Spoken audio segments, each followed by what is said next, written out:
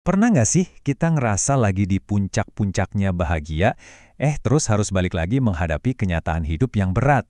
Nah, dalam renungan kita kali ini, kita akan coba lihat, ternyata momen-momen puncak kebahagiaan itu justru adalah bekal kekuatan kita buat melewati masa-masa paling gelap.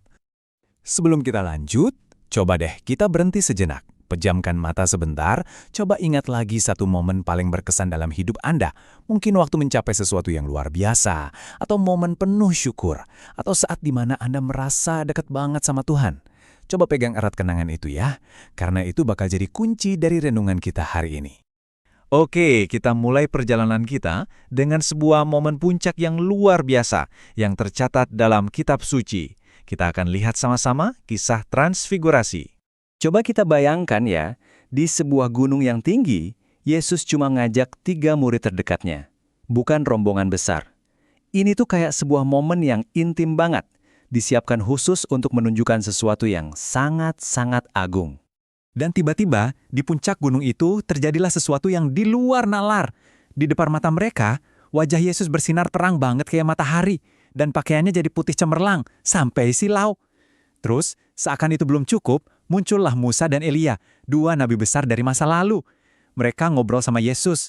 Coba bayangin jadi murid-muridnya. Kaget, takjub, bingung jadi satu.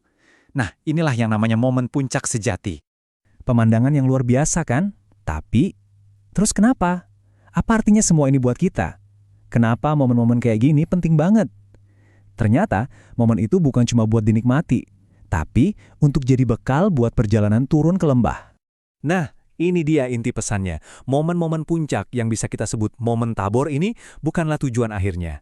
Itu adalah bekal, semacam persiapan spiritual yang dikasih ke kita biar kita kuat waktu harus menghadapi masa-masa kelam yang pasti bakal datang. Jadi, pengalaman indah di puncak itu bukan buat kabur dari masalah, tapi justru jadi bahan bakar. Kita semua harus turun lagi ke lembah kehidupan, menghadapi realitas, tantangan, bahkan penderitaan. Tapi kali ini dengan membawa kenangan akan cahaya yang pernah kita saksikan. Sekarang, yuk kita lihat gimana konsep ini benar-benar terjadi di kehidupan nyata. Kita akan simak kisah seseorang yang membawa cahaya puncaknya ke dalam lembah penderitaan yang paling gelap yang bisa kita bayangkan, Santo Maximilianus Kolbe. Coba lihat perbandingannya. Di satu sisi ada Gunung Tabor, simbol kemuliaan, cahaya, sukacita. Di sisi lain ada Auschwitz, simbol penderitaan manusia, kegelapan total, dan kebencian yang tak terbayangkan. Nah, di tempat seperti inilah, kekuatan sebuah momen puncak benar-benar diuji habis-habisan. Di tengah neraka Auschwitz itu, Kolbe melakukan sesuatu yang, tak terbayangkan. Ia dengan sukarela menggantikan seorang ayah yang dijatuhi hukuman mati kelaparan. Ini adalah tindakan kasih dan pengorbanan diri yang total. Tapi yang lebih luar biasa lagi adalah apa yang dia lakukan di dalam sel kelaparan itu. Bukannya marah atau mengutuk nasib, dia justru memimpin doa dan nyanyian pujian. Dia membawa harapan ke tempat di mana harapan seharusnya sudah mati. Dia mengubah sel penyiksaan itu menjadi sebuah kapel kecil. Dan inilah puncaknya. Seorang penjaga penjara, seorang Nazi, bersaksi bahwa di tengah kegelapan total itu, setiap kali pintu sel dibuka, wajah Kolbe itu kelihatan bercahaya dengan kedamaian yang aneh yang gak bisa dijelaskan. Ini bukti nyata, dia benar-benar membawa cahaya Gunung Tabornya turun ke lembah Auschwitz yang paling dalam. Kisah transfigurasi dan kesaksian Santo Maximilianus Kolbe ini bukan cuma cerita keren dari masa lalu ya. Ini adalah panggilan buat kita semua, di sini sekarang. Pertanyaannya jadi, bagaimana kita bisa jadi tabor, jadi gunung cahaya bagi orang-orang di sekitar kita? Yuk, kita bikin ini jadi personal banget. Setelah merenungkan semua ini, gimana caranya Anda secara nyata bisa jadi sumber terang buat seseorang dalam hidup Anda? Mungkin, bahkan hari ini juga? Ingat lagi momen puncak yang Anda pikirkan di awal tadi? Nah, itulah modal spiritual Anda.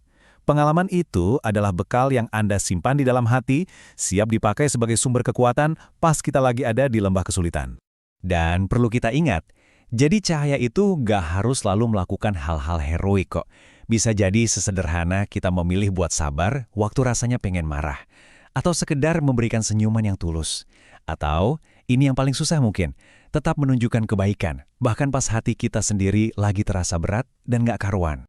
Untuk menutup renungan kita, mari kita ambil waktu sejenak untuk berdoa. Biarkan semua ini meresap ke dalam hati kita. Yuk, kita jadikan ini doa kita bersama. Sebuah permohonan agar kita diberi keberanian untuk turun ke lembah kehidupan. Bukan cuma buat mikirin diri sendiri, tapi untuk membawa secercah cahaya bagi mereka yang lagi putus asa. Sebagai penutup, saya mau kasih Anda satu tantangan kecil. Bukan lagi soal teori, tapi tindakan nyata. Coba pikirkan satu nama. Siapa orang yang akan Anda berikan secercah cahaya di minggu ini? Terima kasih sudah merenung bersama saya hari ini.